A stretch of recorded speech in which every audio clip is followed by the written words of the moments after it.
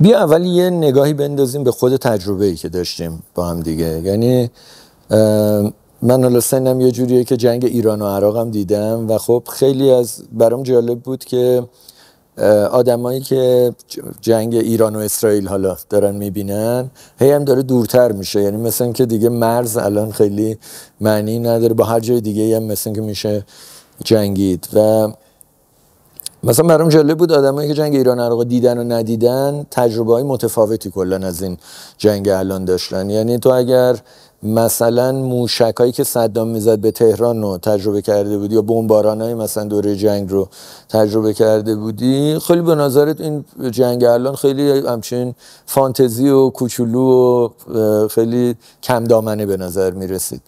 از اون طرف اگر تجربه نکرده بودی خیلی وضعیت وحشتناکی بود. و کلا وقتی نگاه میکنی خب وضعیت وحشتناکیه، میدونی؟ یعنی کلا این که هر لحظه ممکنه هر نقطه‌ای یه موشک بمب بیاد رو سرت و هر لحظه ممکنه یکی از عزیزانت کشته بشه. اینا تنش‌های جدی بزرگی هستن. من فکر میکنم آدما کلا در مورد این، یعنی در مورد تجربهش اگر یه مروری بکنیم نگاه کنیم، و فکر میکنم ببین ما در نهایت با تجربه تنش روبرو هستیم دیگه. و فکر میکنم زندگی کلا تنشه و یک ماشین‌های اجتماعی هستن که ما رو قانع میکنن که اینطور نیست. یعنی ما رو قانع میکنن که تنشی در کار نیست، که زندگی یه چیز هنجارین و آرام ملایمه که همه چیش هم قابل کنترله و کنترل شده و امن و راحت باش. نظام اجتماعی این کارو باید بکنه دیگه. حالا اسامی مختلف براش میذاریم، بهش میگیم مثلا امنیت، بهش میگیم پایداری اقتصادی، بهش میگیم رفاه اجتماعی، به چیزای مختلف بهش میگیم. منتها خب واقعیت همینه که پشتش اگه نگاه کنیم، یعنی کافیه مقیاس مشاهدهمون رو از چند سال یه دفعه منتقل کنیم به چند دهه، به چند قرن و نگاه کنیم به همون نظام اجتماعی، میبینیم که این یه توهمیه دیگه، اینطوری نیست. یعنی جوامع خیلی در غلیانن، جوامع خیلی در حال جنگن، همشون جوامع خیلی خشونت جاریه درشون. به عبارت دیگه چشم اندازمون یه خورده بزرگتر کنیم میبینیم که هممون وسط میدون جنگ به دنیا اومدیم، هر جای دنیا که باشیم. و متوجه شدن این به نظرم مهمه. یعنی تفاوت اون نسلی که جنگ ایران و عراق دیده بود با اونایی که ندیده بودن و تفاوت آدمایی که راحت و قوی برخورد میکردن با شرایط با اونایی که آسیب میدیدن، دچار تنش جدی میشدن. تفاوتش اینه که متوجه میشن که ما وسط میدون جنگ به دنیا اومدیم یا نه. و فکر میکنم اینو باید متوجه شیم. این نکته اولین. نکته دوم اینه که خب حالا این میدون جنگ کجاست؟ و این سوال خیلی مهمیه، چون موقعی که جنگی رخ میده همه مدارهای قدرت تلاش میکنن تعریف کنن که چه جنگی داره رخ میده، کجا با کجا داره میجنگه، مرزه کجاست، کی داره آسیب میبینه، چرا داره آسیب میبینه. و بدون تعارف باید گفت همه دروغ میگن.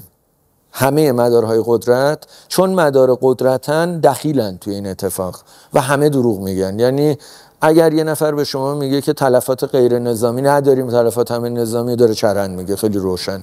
اگه یکی به شما میگه که نه تلفات کلا هدفش غیر نظامی بوده، نظامی نبوده، اونم داره چرند میگه. اگه یکی به شما میگه که این چه نبرد رهایی بخشیه، داره چرند میگه. اگه یکی به شما میگه این جنگی است در راستای دادگری، در راستای نمیدونم رهایی بخشی، در راستای یه چیز اخلاقی، داره مزخرف میگه. اصلا جنگ ها در این مورد نیست هیچ وقت. و درک این که یعنی به نظر من اون پرسش که پرسیدی، مقدمه پاسخ دادن بهش اینه که قرار بود این جمله رو میگم، به نظر من اندیشیدن درباره این مسئله که ما الان کجا هستیم و چگونه پیش خواهد رفت روندی که پیش رومونه، وابسته به اینه که ما این شرط اولیه رو برآورده کنیم. یعنی متوجه باشیم در چه زمینه‌ای داریم زیست می‌کنیم و تاریخ از چی تشکیل شده، و متوجه باشیم که آنچه که در نگاه اول میفهمیم، تبلیغ میشه، بیان میشه، دروغه. این نکته اول. تازه از اینجا شروع میشه پاسخ گفتن به پرسش از وضعیت موجود. یعنی اینکه خب چه جنگیه؟ همین سوالایی که الان پرسیدم، چه جنگیه، کجاست، کی با کی داره میجنگه، منافع کیا مطرحه، کیا درگیرن، کیا قربانیشن، کیا مدیریتش دارن میکنن. اینا همه پرسش‌های کلیدی و موقعی که این پرسش‌ها رو میپرسیم، حالا به نظر من میرسیم به موضعی که من خودم دارم اینجا باز میشه. نمیدونم بد نباشه شاید از این روی این نقطه بایستم و پاسخ بدم و اون اینه که ببین خیلی مهمه که ما کجا وامیستیم توی میدون جنگ. تفاوت یه موقعی، اون موقعی که غزه جنگ شروع شده بود و خب مثلا اسرائیل میگفت آره ما اصلا این چرندیاتی که الان داره میگه که ما داریم حماس رو میزنیم و مثلا فلان محله بیایم بریم بیرون، بعد کم کم از کل شهر بریم بیرون. ببین 2.5 میلیون نفر بود جمعیت غزه که خب اندازه جمعیت تل‌آویو، یعنی خیلی فرقی ندارن اینا همه یه سری دولت شهرن. یعنی شما یه دولت شهر دارید میخواد کل منطقه رو به یه سری دولت شهر کوچیک تقسیم کنه و داره یکی یکی هم همین کارو میکنه و نابودم میکنه دیگه همسایه‌هاشو. اون موقع من یه حرفی که زدم این بود که از خونهشون چرا اینا دارن میرن؟ مگه صابخونه نیستی تو اونجا؟ و خب از خونت میری که در بهترین حالت آواره‌ای، احتمالاً هم کشته میشی، بمونی هم احتمالاً کشته میشی، ولی دیگه آواره نیستی دست کم و تو خونت داری میجنگی کشته میشی. نه بهتر از اینه که تو صف قضا اینقدر شرم‌آور کشته شی، اینی که الان داریم میبینیم به صورت یه سری جنگ زده آواره در بدر گرسنه کشته شی.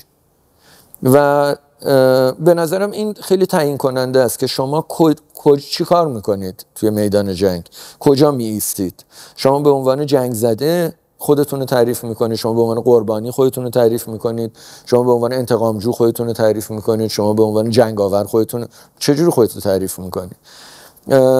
و پیشنهادی که من دارم خیلی روشنه، یعنی من فکر میکنم کلا جهان از آن جنگجویان است، یعنی راه دیگه‌ای برای تعریف نیست، بقیه همه منقرض میشه. اتفاق مهمی که میفته اینه که تاریخ و جغرافیا تا یه حدودی به ما میگه که ما کجاییم.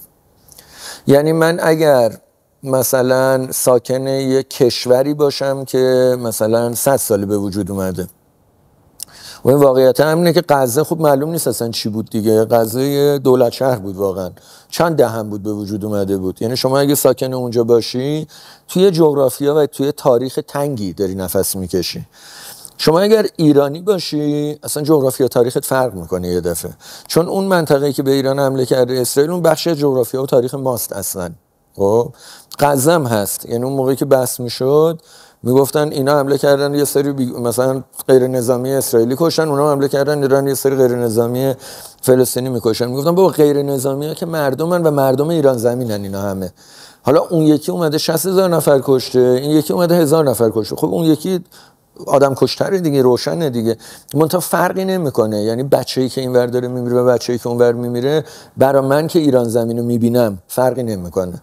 برای یه نفر که توی دولت شهری داره زندگی میکنه که مثلا 100 سالشه 80 سالشه و دولت شهره، برای اون خیلی فرق میکنه.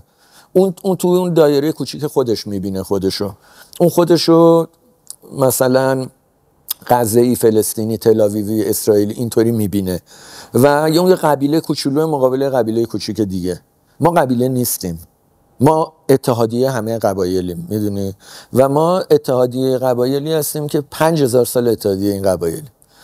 ما اتحادیه قبایلی هستیم که دولت تأسیس کردیم که کل این قلمرو رو طی 25-6 قرن گذشته 20 قرن کل این قلمرو یک پارچه بوده به لحاظ سیاسی. به عبارت دیگه من وقتی نگاه میکنم به جنگ پیشارو متوجهم ممکنه موضعم متفاوت باشه با اکثر صداهایی که الان وجود داره و چیزی ندارم، تعارفی ندارم در این که بگم این صداهای غالب، صداهای تنظیم شده، کوک شده توسط مدارهای قدرت و دروغه. یعنی اصلا تعارف در این میشه نشون داد قدم به قدم کجاش دروغه. ولی آنچه که من میگم اینه که آنچه که من میبینم اینه که ایرانیان صاحب خانه یک قلمرو جغرافیایی گسترده هستند که تاریخ بسیار دیرینه داره و بنابراین اینو اگه یادشون باشه، تو اگه اینو یادت باشه دیگه از خونت نمیری بیرون. وقتی یکی میگه مثلا من میخوام فلان جا رو بزنم، میگو غلط میکنی، میخوای بزنی، مگه منم میزنم تو رو. خب یا میزنی، ممکنه نتونم الان تو رو بزنم ولی بالاخره میزنمت، چون من صاحب خونم و نه فقط اینجایی که الان توش نشستم. نه فقط ری باستان، بلکه اورشلیم باستان، بلکه اسلام آبادی که الان هست، بلکه تکسیلای باستان، بلکه بلخ باستان. این یه قلمرو تمدنیه و تو این قلمرو تمدنی هر جایی بیدادی ستمی به هر کی بشه تو قلمرو تمدن منه. هر جایی جنگی بشه جنگ منه. هر جایی بیگناهی کشته میشه، هر جایی بچه‌ای کشته میشه، اون بچه خویشاوند منه. واقعا به این معنی نیست که بقیه جاهای دنیا اهمیت ندارن، اونجا هم هر جا جنگی خب خیلی اتفاق بدیه دیگه، ولی واقعیتش اینه خب قلمرو من نیست. یعنی من توی میدان خودم در نهایت بازی باید بکنم دیگه. میدان بازی ما ایران. بیهقی جمله خوبی داره تو تاریخ بیهقی، داره داستان به قدرت رسیدن مسعودو میگه، مسعود پسر محمود، و میگه مسعود که اومد، میگه آدمای دور و برش آدمای در و داغونی بودن، آدمای چاپلوسی بودن، آدمای کمهوشی بودن، آدمای ضعیفی بودن، و میگه مسعود به باد میده قلمرو محمودی رو. میگه این بیخود نبود، باباش اینو کنار گذاشته بود و محمد رو، برادر کوچیکه رو گرفته بود، اون رو به جایگزینی برگزیده بود، برای اینکه این آدمای دورش آدمای ضعیفی هن. و این بعد میگه چرا ضعیفن؟ میگه به خاطر اینکه اینا تاریخ نمیدونن. خیلی این جمله جالبه. میگه اینا نمیدونن چه اتفاقی در آینده میفته. اونی که تاریخ میدونه میتونه پیش بینی کنه. اونی که ورزیده است در دیدن مقیاس‌های کلان زمانی، اون میتونه حدس بزنه که در آینده چه خواهد شد. و پرسش مرکزی که الان هممون ما داریم، حالا چه به عنوان سرمایه گذار، چه به عنوان کسی که داره کار میکنه یه جایی، چه به عنوان شهروند، چه به عنوان آدمی که داره نفس میکشه، پرسش مرکزی جلومون اینه که آینده چه خواهد شد. آیا من شغلم رو تا 5 سال آینده خواهم داشت؟ آیا من سرمایه گذاری که دارم میکنم 20 سال بعدم همچنان میتونه این جریان مالی ادامه پیدا کنه؟ آیا من اینجا که الان نشستم خونمه این گلدون رو بذارم رو تاخچه یا نه؟ آیا فردا ممکن نیست یه بمب این تاخچه رو خراب کنه؟ دیدن آینده پرسش مرکزی مونه. و دیدن آینده به گمان من، اگه کسی تاریخ خونده باشه، اگر حرف بیهقی رو گوش بدیم، کسی که تاریخ خونده باشه 2 تا چیز رو درک میکنه در ایران. یک این که کلاً آینده قابل پیش بینی نیست و همیشه آمیخته به آشوبه. این نکته اول. یعنی ایران رو شما اگر نگاه کنید، تمدنش رو و تاریخش رو، الان من میدونم اسمشو گذاشتن خاورمیانه و شده مرکز تنش دنیا. منتها شما اگر کل تاریخ ایران زمین رو نگاه کنید، کل تاریخ جهان رو نگاه کنید و ایران زمین رو وسطش نگاه کنید، چیزی که میبینید اینه که ایران زمین به شدت پایداره و به شدت امنه. یعنی کل مثلا قلمروی تمدن‌های دیگه رو نگاه کنیم دیگه، چین رو دارین، اروپا رو دو طرفمون داریم دیگه، همش در حال جنگ بودن اینا. یعنی شما تنها قلمروی که توش مثلا تجارت همینطور آروم جریان داشته، پول چرخش میکرده، جریان‌های فرهنگی و علمی و ادبی و هنری و اینا دوامای طولانی دارن. زبانی مثل زبون فارسی داری مثلا 1100 سال هم طوری زبونه هست، دینای طولانی داری، دولت‌های طولانی داری، دودمان‌های طولانی داری. ایرانه دیگه. یعنی چی؟ یعنی پایدار بوده. حتی توی این قلمرو هم وقتی نگاه میکنی باز تنش و آشفتگی میبینی همه جا. بنابراین همیشه تنش و آشفتگی هست. نکته اول. نکته دوم، ایران پایداره.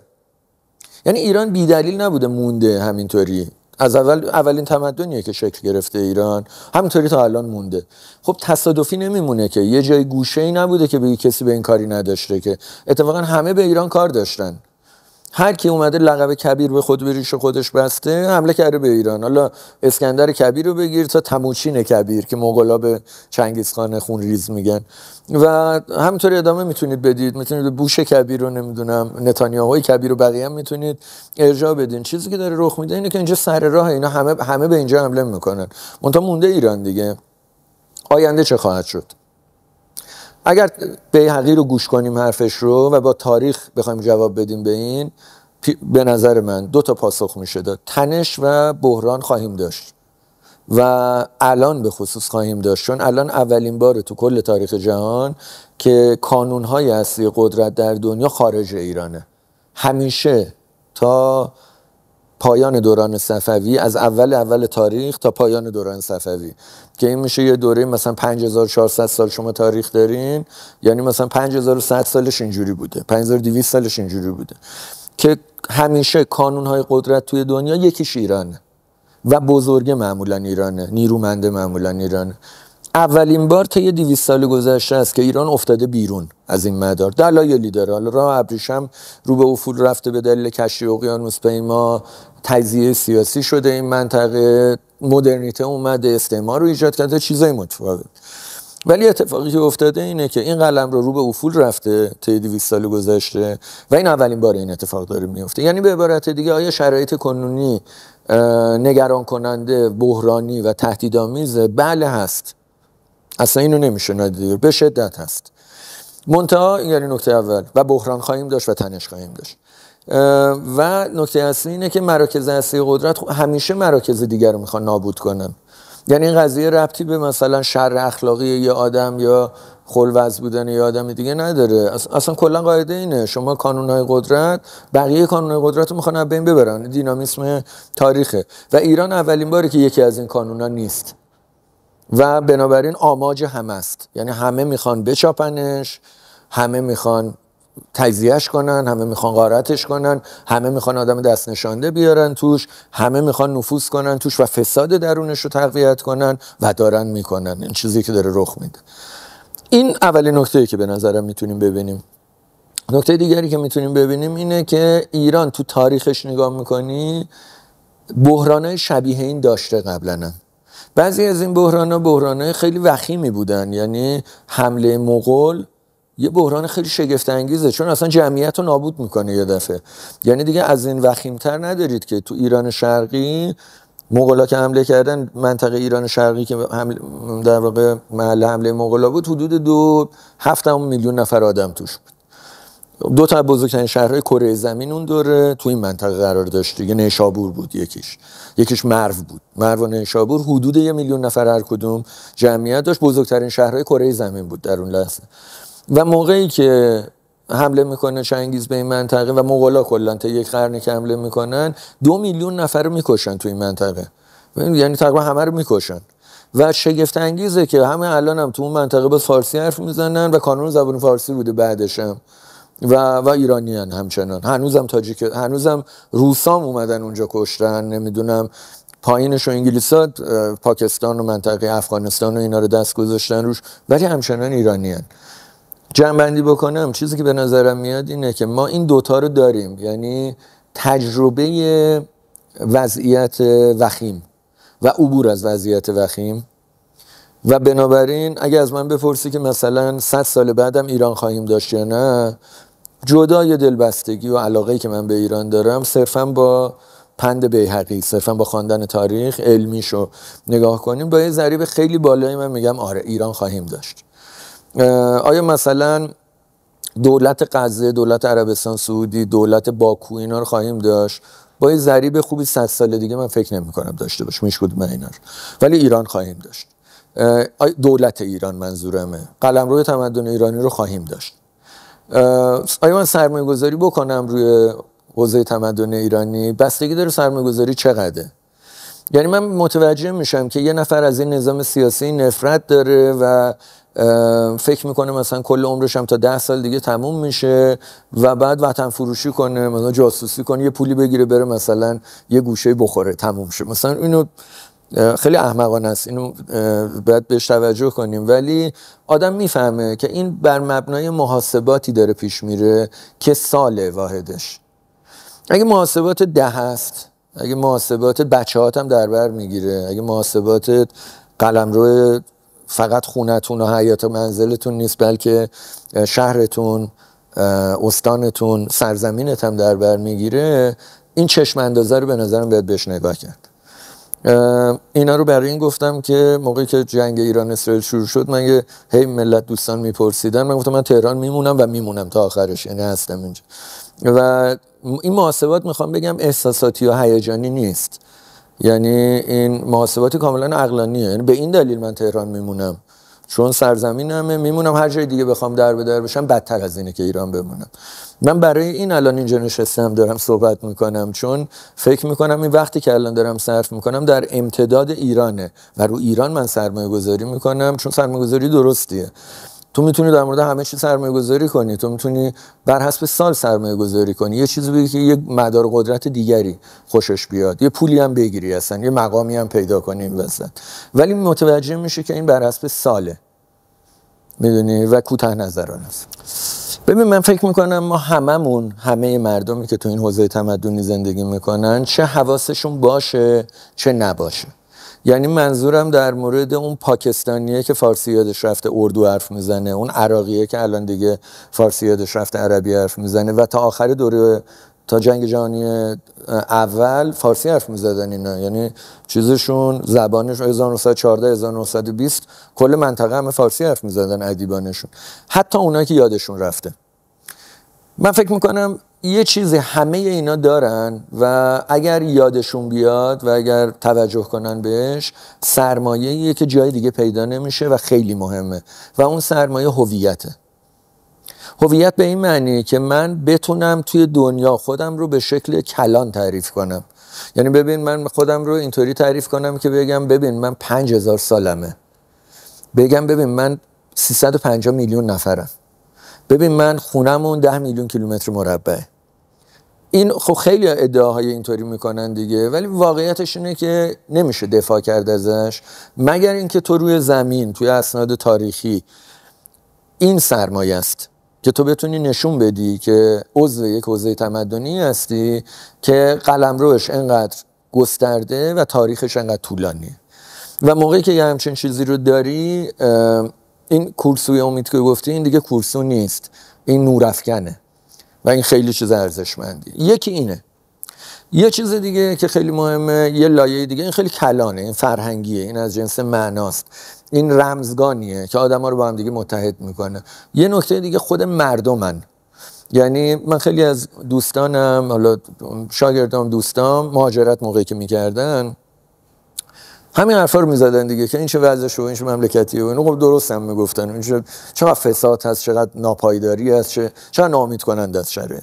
و چیزی که من بهشون میگفتم ببین تو مثلا الان 20 سالته، 25 30 سالته، تو احتمالاً تا 70 سالگی زندگی میکنی دیگه و یعنی بر حسب 10 فکر کن و ببین تو کدوم کشور پیر میشی. ممکنه توی کشوری پیشی که بندازنت بیرون در 70 سالگی، که خب الان دارم این کار شروع شده روندش، و بعد مردمش مردم خوبی نیستن، نه که مردم بدی ان، مردمی نیستن که به تو کمکی بخوام بکنن، مردمی نیستن اصلا به هم دیگه کمک کنن تو این شرایط. تو شرایط بحرانی هر کی به خودش، تو بیشتر جای دنیا اینجوریه. دومین نقطه روشن به نظر من مردمن. تو همین جنگ ایران و اسرائیل رو ما دیدیم دیگه.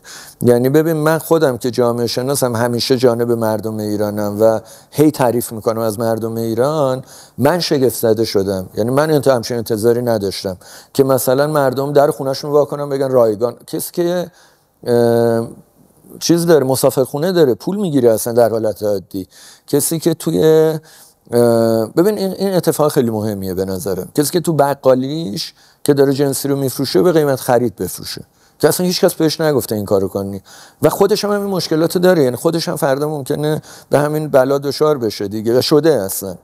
این مردم به نظر من سرمایه خیلی شگفت انگیزی هن و کسی که اینو نفهمه، من اینو متوجهم، کسانی که از ایران جدا شدن مدتی نیستن در ایران، ولو اینکه من میدونم تقریبا همشون مهر ایران رو در دل دارن، منتها چون از مردم جدا شدن اینو نمیبینن که این مردم چه سرمایه بزرگی هن که تو توی ایران هر جا ولت کنن، ایران که دارم میگم حتی ایران زمین منظورمه ها، هر جا ولت کنن تو بین یه سری خویشاوندانتی و میدونیم هممون همه به هم دیگه کمک میکنن. آره خب تو آلمان هم اونا هم به هم دیگه خویشاوندن، ولی خب اینقدر کمک نمیکنن به هم. واقعیتش اینه تو فرانسوی رو تو آلمان ول کنی دیگه کمک نمیکنن بهش، هم دیگه جنگیدن دوبار، و انگلیسی رو ول کنی تو نمیدونم چکسلواکی اینقدر بهش کمک نمیکنن. اونم یه قلمرو تمدنیه برای خودش، اینو نه این مردمو نداره. این دومین نکته. نکته سوم، من فکر کنم یه سرمایه دیگه ما داریم، برای من سرمایه‌مون یکی هویته، یعنی تاریخ جغرافی است، یکی مردمه، سومی منهای ایرانیان. یعنی بعضیا میگن که یعنی چی؟ یعنی ایرانیان مگه تافته جدا بافتن؟ خب بله که هستن، چرا میترسین؟ هر آدمی اولا هر آدمی منحصر به فرد، این نکته اول. هر آدمی تافته جدا بافته است. هر کی فکر میکنه همه آدما این هم دیگن، خب حرف احمقانه ای داره میزنه. این نکته اول. نکته دومی که خب مردمی که در حوزه‌های تمدنی مختلف، در فرهنگ‌های مختلفن، خب با هم دیگه فرق میکنن دیگه. معلومه که تافته جدا بافتن. آیا هنر نزد ایرانیان است بس؟ بله، بعضی از هنرها نزد ایرانیان است بس. باید بری ببینی چه هنری منظورته و چه داده‌هایی داری. بحث علمی داریم میکنیم در این موارد. و بله، واکنش ایرانیان در مقابل بحران‌های این شکلی ویژه است. بله، ما تافته جدا بافته ایم. بله، هنر با همدیگه جنگ زده شدن و با همدیگه پیروز شدن نزد ایرانیان است و بس. برای اینه که ما موندیم، برای اینه که رومی‌ها منقرض شدن، مصری‌ها منقرض شدن، سلسله هان منقرض شد، ما موندیم ولی و میمونیم هم همینطوری. بنابراین یه چیز دیگری که ما داریم اینه که منهای ایرانی، تک فرد ایرانی، منظورم منهای نخبه و منهای ویژه و نمیدونم متخصصان و دولت مردان که اصلا هیچی اونا رو ولشون کنه، اونا نیسته. منظورم آدم عادیه. من هر منی که متوجه ایرانیه و پاس میداره این رو، یه اخلاقی داره، یه نظام شخصیتی داره که اینو به ارث برده. این مال تاریخشه، این مال جغرافیاشه و به این معنی نیست که ذاتیه. بعضیام ندارن اینو، بعضیام آدمای مثلا ترسویی ان، آدمای دروغگویی ان. اصلا داریم دیگه. الان در واقع ما بین دو تا منگنه گیر افتادیم، هم جنایی که اون طرف داره میجنگه، هم جنایی که داره این طرف میجنگه. بالاخره مال قلمرو ایران زمینن دیگه. اینا مال توی تمدن ایران زمین این اتفاق داره میفته. بسیار آدمای بلاز اخلاقی ناشایستی ان هر دو طرف و اصلا تعارف نداریم در این مورد. اینا ایرانی ان دیگه، اینا ولی من ایرانی نیستن. اینا دروغگوان، اینا ریاکارن، اینا خشونت میخوان. منتها بدنه مردم ایران زمین اینطوری نیستن و به ویژه مردم ایران. و تو روی این منها میتونی حساب کنی، رو قدرت این منها. و اینجاست که تو میبینی موقعی که اسنپ تعطیل میشه، یعنی اینترنت نداری و تو تهران خلوت اتفاقا، تو میبینی میای بیرون مردم سوارت میکنن میرسونن و اصلا کی اینو هماهنگ کرده با هم؟ میدونی کی هماهنگ کرده که موقعی که آذوقه کم میشه مردم خودشون کم ور میدارن، نمیریزن یهو تو نونوایی و آقا 100 تا دونه نون مثلا به من بده؟ خب کی این تکمنا دارن چنین تصمیم میگیرن دیگه؟ این سه تا به نظر من نقاط کانونی اقتدار ایرانه. اینا تا وقتی هستن هویت ایرانی است، مردم ایرانن، منهای ایرانیان. ایران میتونه ترمیم کنه خودشو، هر بلایی سرش بیاد. این پایه ها اگه بشکنه و تمام دنیا 50 ساله 100 ساله به ویژه 50 ساله داره برنامه میریزه که این پایه ها بشکنه، که این مردم نفرت بینشون تولید شه، با اقوام مختلف با هم درگیرشن، مذاهب مختلف با هم درگیرشن، طبقات اجتماعی مختلف با هم درگیرشن و نشدن. تجربه نشون داد نشدن.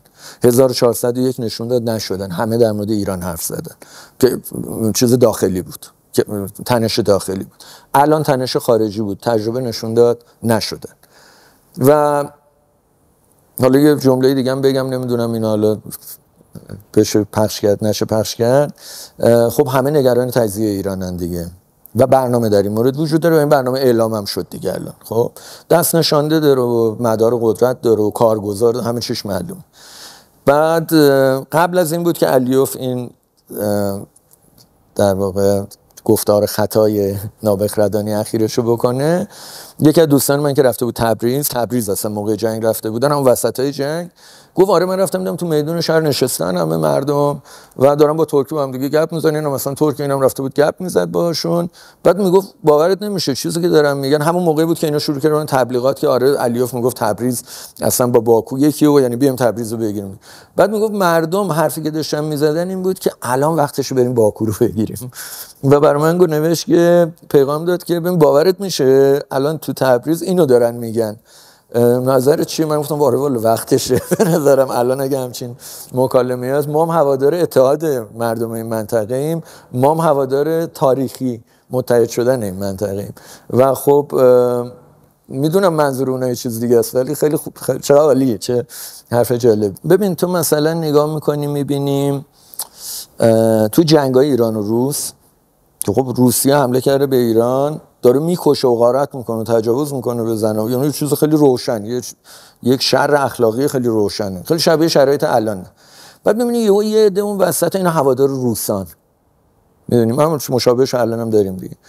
بعد تو میبینی بعضی از اینا مثلا سیسیانوف مشهور هست، این اصلا گرجی بوده، ایرانی بوده، اون که این همه آدم کشت، ژنرال ارتش تزاری بود. خب این ایرانی تبار بوده، یعنی گرجی بوده چیزش. نمونه‌های دیگه هم اینطوری داری. بعد تو فکر میکنی سیسیانوف واقعا چی فکر میکرد؟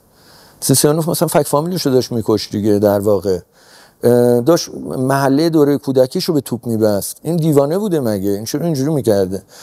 و تو نگاه میکنی میبینی تو هر دوره تاریخی که نگاه کنی یه لایه قشری از یه کف روی آبی، کف رو دریایی، یه لایه‌ای از آدمان که این آدما آزمندن، این آدما کمهوشن، ممکنه یه زیرکیای پیش پا افتاده‌ای داشته باشن ولی کمهوشن در ابعاد کلان. این آدما احمقن، این آدما کم عقلن، کم دانشن، نمیدونن دارن چی کار میکنن و این آدما به چیزای خیلی کوچیک دم دست، به ارضای امیال کوچک دم دست کوتاه مدت بسنده میکنن و این آدما کارگزار نیروهای مهاجم بیرونی میشن، کارگزار نیروهای پلید درونی میشن. فرقی نمیکنه تو توی چه سازمانی داری چی کار میکنی. تو اگر داری میزنی بچه مردم رو میکشی، تو آدم پلشتی هستی. تو توی جبهه اهریمنی، حالا اون جبهه اهریمن ممکنه هر سازمانی تو هر جایی باشه، داخل ایران یا خارج ایران فرقی نمیکنه. منتها تو نگاه میکنی میبینی تو هر دوره تاریخی یه گروه اینجوری هن. همه جای دنیا اینطوره، ایران هم اینجوریه. ایران یه ویژگی که داره اینه که بدنه اینطوری نیست. اون مردم که الان داشتم حرفشو میزدم همینه، یعنی آره تو میبینی یه آدم طرف میاد میدزده مثلا اندازه 4 برابر ترامپ مثلا داره پول میدزده. بعد خب نمیتونی خرج کنی اینو که. بعدم مثلا در یه زندگی در به در بدبخت، خیلی در بدنامی و همیشه در هراس از اینکه شناخته بشه. آخه این چه زندگی احمقانه، این هم دزدیدی، این هم لطمه زدی به کشورت، یا فلانی فلان کارو میکنه، خیانت میکنه. خب چرا داری این همه مثلا بچه مردم به کشتن میدی، این همه زیر ساختای کشور رو ویران، چرا داری این کارو میکنی و آخرش مثل سگ زندگی میکنی؟ میدونی تو اینا رو وقتی نگاه میکنی میبینی بالاخره اینا وجود دارن. منتها چرا ما اینو تو ایران انقدر میبینیم این وقاحت رو و بقیه جای دنیا به این روشنی این وقاحت دیده نمیشه؟ این چرک بودن این مدل زندگی، این انتخاب اینقدر روشن دیده نمیشه چون تو ایران ما نقیضشو داریم و این نقیضش توده مردمن. یعنی توده مردم راستگوان آخرش. ببین 50 سال تو ایران ریاکاری تبلیغ داره میشه، یعنی دروغ گفتن برای منافع، و خب مردم راستگوان بعد 50 سال. تو کل دنیا شکل‌های متفاوت حماقت رسانه‌های عمومی دارن تبلیغش میکنن، بیرونیش هم نگاه کنیم، ولی تو میبینی که زیرکی و شک کردن به این خبرها و تحلیل و عقلانیت حاکمه تو این مردم. یعنی خب نگاه کنیم واکنش مردم نسبت به رسانه‌های عمومی چیه دیگه؟ انتقادیه. این بدنه وجود داره و این بدنه سالمه و چیزی که من میبینم اینه که مدام تو هر دوره تاریخی یه موجی، یه سری آدم میان که اینا فرصت طلبن، که اینا آزمندن، که اینا نمایندگان اون شر اخلاقی هن و اینا محاسباتشون به اون دلایلی که گفتم غلطه. یعنی میان یه لطمه‌ای میزنن، یه چیزایی رو غارت میکنن، بعدم نابود میشن. یعنی این یه همه جای دنیا هست، تو ایران ولی این نمایانه و این خیلی نکوهیدنیه چون یه توده‌ای داری کنارش که سالمن و این توده الان تو همین جنگ ایران و اسرائیل معلوم شد که چقدر سالمن. تازه معلوم شد که این طی چند سال گذشته خیلی نمایان شده که چقدر خلاقن، چقدر به لحاظ هنری زایا هستن، چقدر مهر دارن به هم دیگه، چه مردمی به به. و اون وقت بیشتر خب تو چشم آدم میزنه دیگه. و یه نفر که میگم باز مهم نیست اصلا داخل خارج مرزش، یه آدمی که مثلا دروغگوه انقدر صریح، یه آدمی که انقدر نالایقه، انقدر احمقه، مثلا اینا خیلی تو چشم میزنه اون وقت. منتها تجربه تاریخی رو باز نگاه کنیم که این تجربه تاریخ حیاته، یعنی تکاملیه دیگه، تاریخ اجتماعی هم نیست. اینه که ببین پدیدارهای این شکلی منقرض میشن، انتخاب طبیعی داریم و به این دلیله که به ویژه در ایران تو نمیبینی که نوادگان آدمایی که اینطورین مثلا امپراتوریای بزرگ درست کنن، نمیدونم و بقیه جای دنیا میکنن. یعنی طرف اون چیزی که انباشت میکنه به ناروا، به تکثیر و بازتولید ناروای همون منتهی میشه. تو ایران خب اینا لایه‌ای که میان تراشیده میشن میرن دوباره یه لایه دیگه میاد و زمانی که خب این بدنه بتونه خودش رو اداره کنه و الان نمیتونه، چون مدرنیته. ببین مدرنیته یه پدیده نوظهوره و این لایه جدیدا رو نگاه کنی همه مدرنن، اصلا مهم نیست قیافه ظاهرشون چجوری باشه، ساختارشون ساختار مدرنه. این ایده که تا میتونیم بدوزیم، تا میتونیم مصرف کنیم، ایده مدرنیه. من قدیم اینطوری بود که تو زیادی پول در می آوردی میرفتی آب انبار درست می‌کردی، آب انبارم میموند. آب انبارم اسم اصلا مهم نبود، کتیبه بزنی روش یا نزنی، همه به اسم تو میشناختنش. آب انبار میزدن، زورخونه میزدن، مدرسه میزدن، حموم میزدن، یعنی ساختارهای شهری مردم درست میکردن. و این شیوه میدونیم انباشت سرمایه اضافی بود، نه مثلا بانک سوئیس و کانادا و اینا. و خب معلومه کسی که اونوری میره کدوم وری میره دیگه.